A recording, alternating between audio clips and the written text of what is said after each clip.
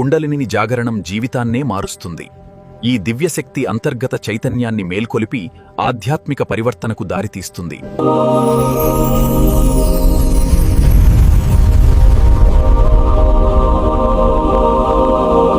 లోపల నిదురించు చైతన్యమా, విశ్వాన్నే జాగృతం చేయుమా.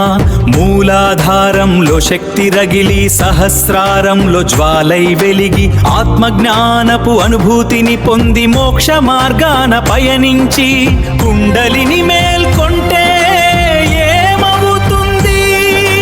మనిషిలో దాగి ఉన్న విశ్వశక్తి, ఆ విశ్వశక్తి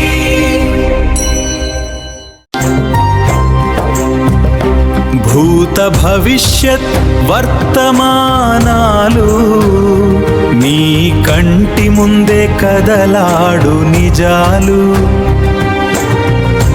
కాలగమనాన్ని ముందే చూసేవు, సృష్టి రహస్యాలు అన్ని